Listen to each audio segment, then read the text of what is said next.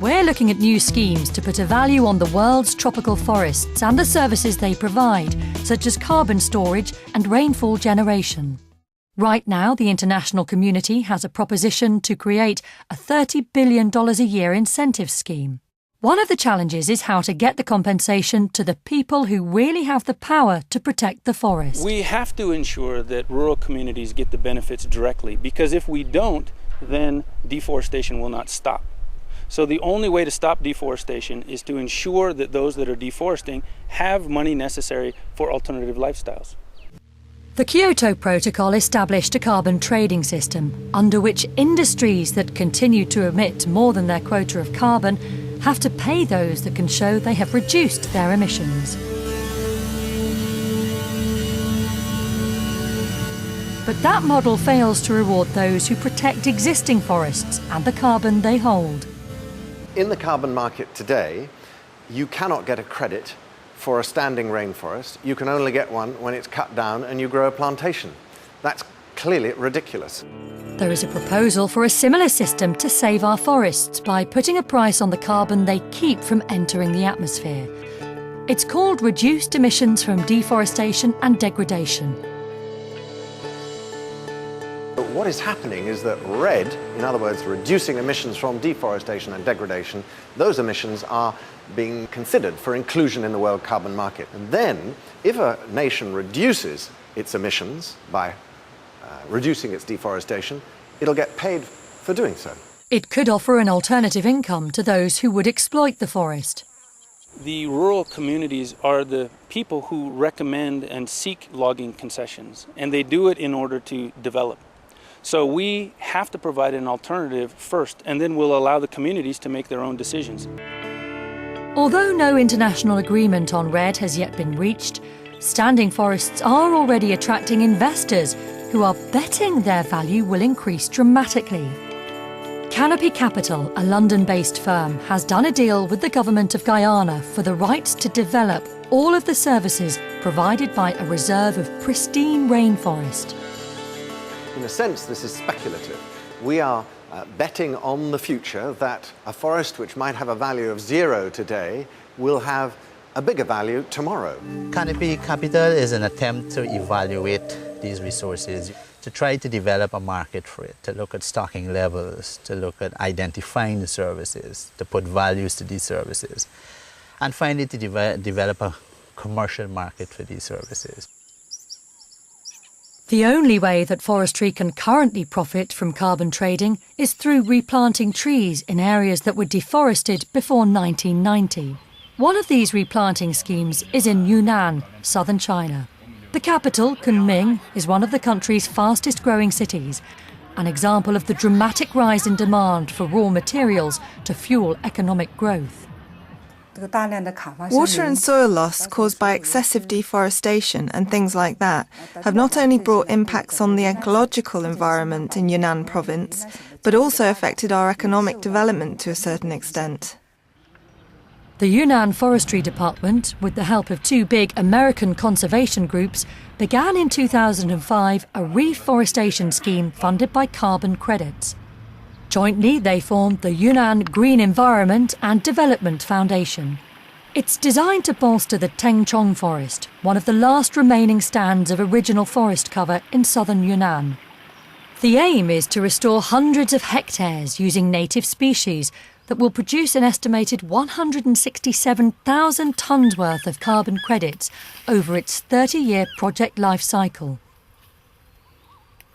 In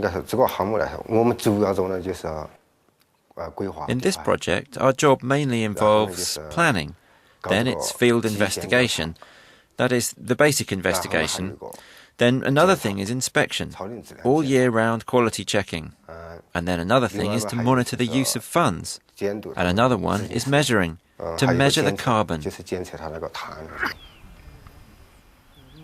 The farmers we met appeared to be doing better out of the income the project provides than the trees they have been planting. So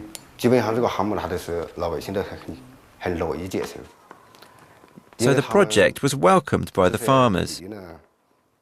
At first, they didn't have the money to plant trees in these areas before this project. This project gives them the funds they need, so they have money to plant trees now.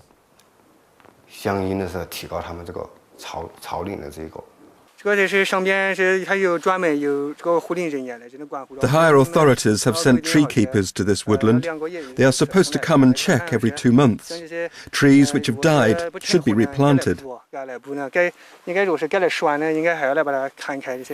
Farmers are happy with the money they receive for planting the trees, but the idea that the trees can earn carbon credits as they grow is harder for them to grasp. We felt the idea was something quite new. Many didn't understand when it was being rolled out. At the beginning, many wondered how they could make money from air. We said that the air could be packed and sold to make money once the trees were planted. This was a concept beyond their understanding. But the immediate benefits are certainly being felt. This carbon sequestration project gives us support. This mountainous area used to be deserted.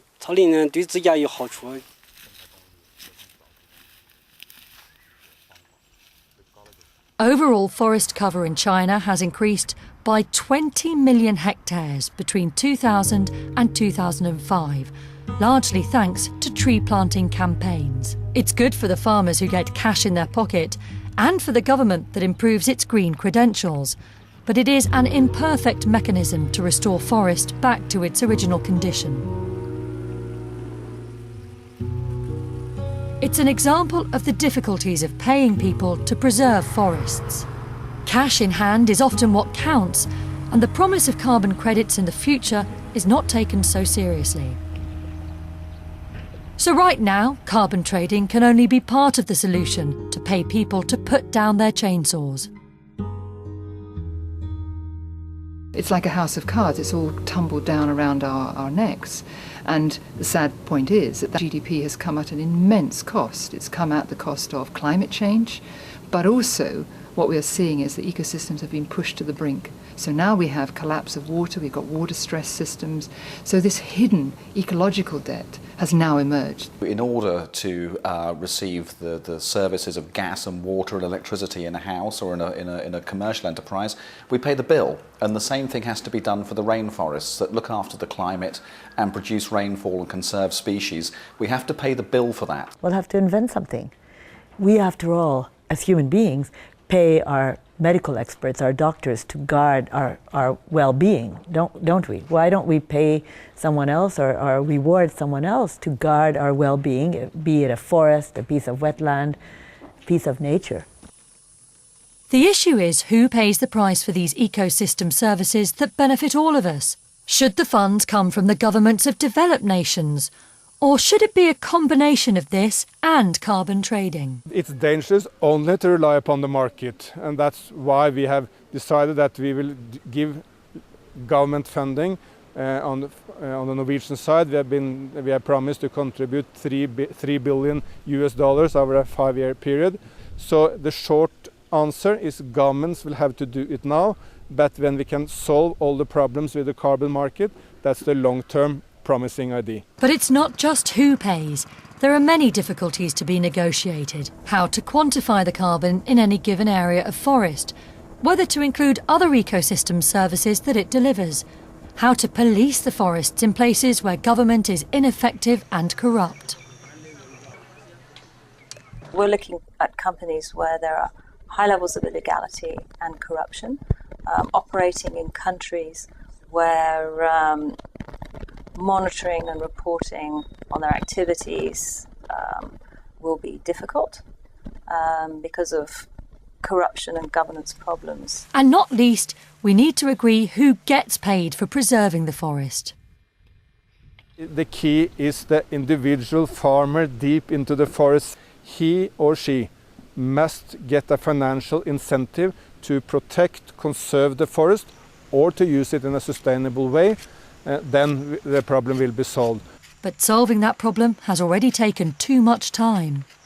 In the interim, we need emergency funds to be spent immediately, to be transferred between rich countries to poor ones, to enable them to put in place the means to stop deforestation and to be compensated effectively for not cutting the trees down. And that has to happen now, because if we wait for a carbon market to occur, it may or may not occur, and there's big technical issues with it as well as moral ones. It may take 10 years, and we don't have years to play with.